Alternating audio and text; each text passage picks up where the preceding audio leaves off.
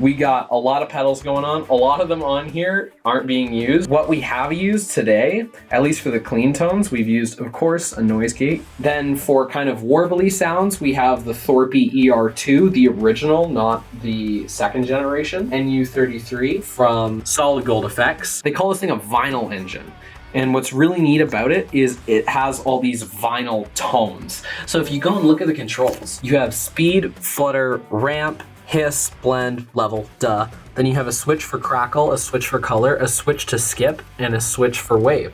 And if you look at the art, I didn't notice this until a couple of years ago. I've owned this pedal for a really long time. This is the grooves of a vinyl record. On the far left, this is the limited edition version of the Thorpe Effects Peacekeeper Overdrive. It's like a Klon style circuit. This is really good. There's only 15 of the Canadian version in the world. For delay, we used the Diamond Memory Lane just on the breakdowns. Just for a little bit of. And it's really nice.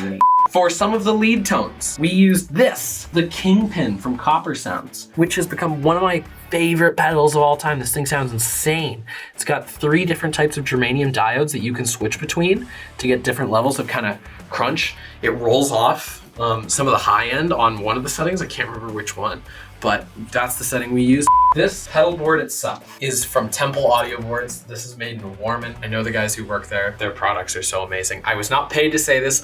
Honestly, Velcro vexes me. Like hook and loop on pedals, I hate it. I can't stand it. It drives me nuts. And always, pedal boards always look so manky whenever I had Velcro, and they would be all on different angles and crooked, and I hated it. But how the Temple boards work is they have this perforated metal grid, and then on the back of your pedals, you adhere this Temple plate. That's what it's called. Yeah.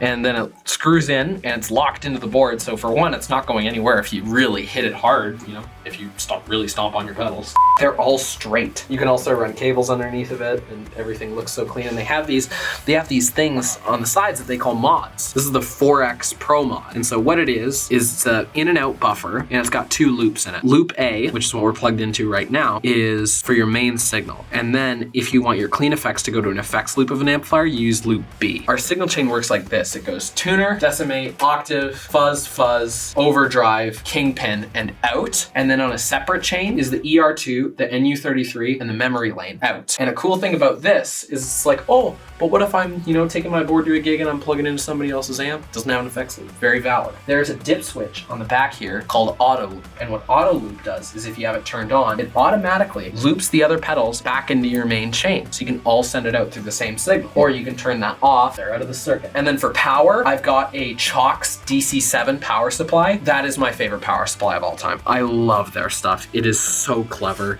It is so great. It's so isolated. There is no noise being picked up by that power supply. I guarantee it. Bye.